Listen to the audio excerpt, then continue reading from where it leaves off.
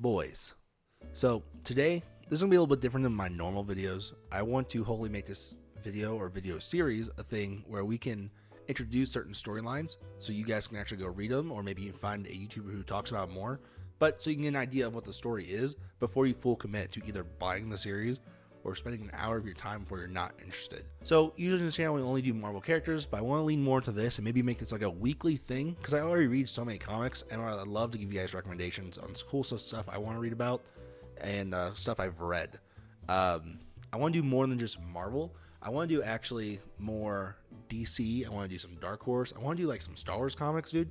Let's do like some Jango Fett. Like, that'd be sick.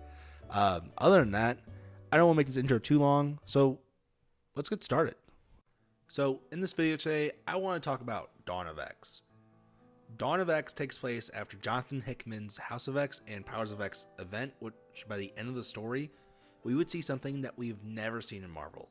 We would see all the mutants come together, and for any longtime comic fans, would seem almost impossible when it came to the mutants. Even when they would have like the same goals, there would always be some form of this internal argument inside the mutant community that would ruin it, and I think it was just frustrating for a lot of people, and we slowly see a majority of like original X-Men fans not be as interested in this group anymore. But with this reasoning, this is why I think it's so interesting how Dawn of X plays out. Like I said earlier, House of X and Powers of X would bring all mutants together to Krakoa, but Dawn of X is where we would truly see how one another would interact together. In this series, we'd see a bunch of teams come out of this that we would have never been possible before, like Havoc being led by Mr. Sinister in the Hellions comic, to Pyro working with Kitty Pryde to help ship goods to the public while rescuing lost mutants. This truly felt like a new frontier when it came to Marvel, and personally, I was never a fan of X-Men or even mutants until the story or set of stories came out. From Dawn of X, we've gotten several new stories and new teams that would function as working pieces of Krakoa's government. We would have X-Force, which was basically the CIA, where they would take on missions no one was supposed to know about. We have X-Factor, which was essentially the missing persons unit, who would help track down the missing or dead mutants. And we'd also have Marauders, who dealt with trade and the economy in general. And finally, we would see the Quiet Council, which would be the decision-making group that would lead Krakoa to its success.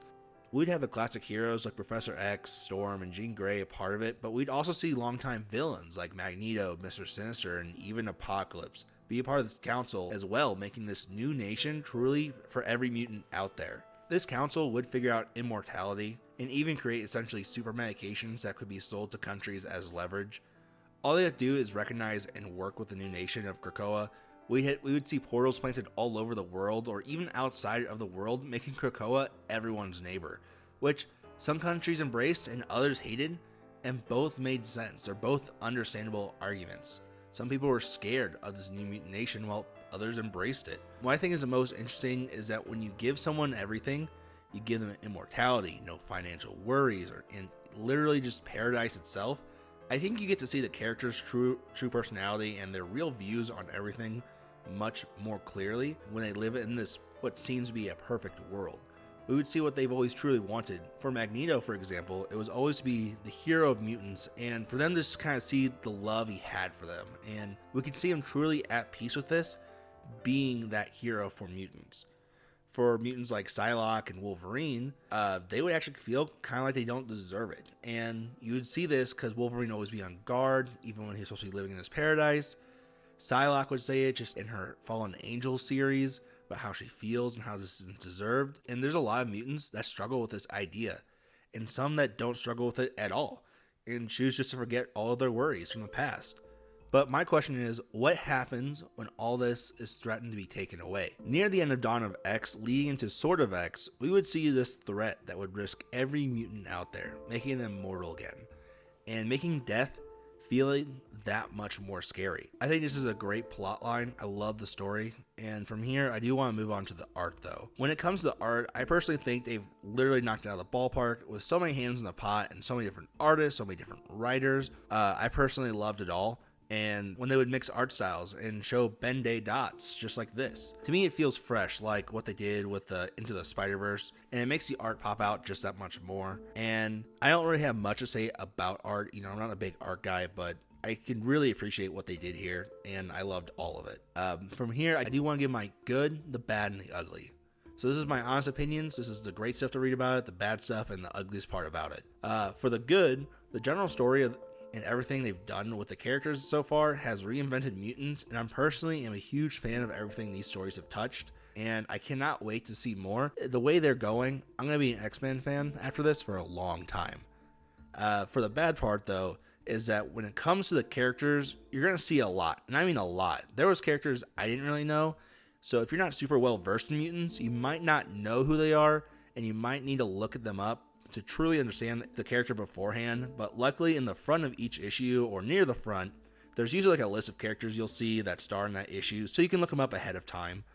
And finally, the ugliest part is the reading list. Personally, it's a lot of reading, especially for someone who just wants a shorter story.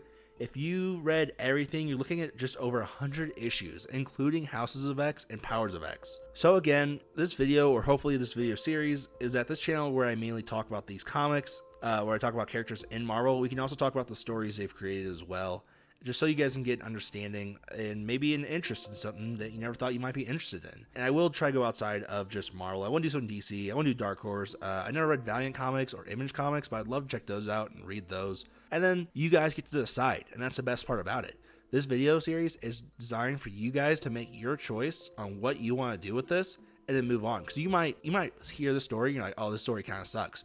And then you don't have to worry about it anymore. You don't have to watch, say Comics Explained for 2 hours before you realize you're not interested.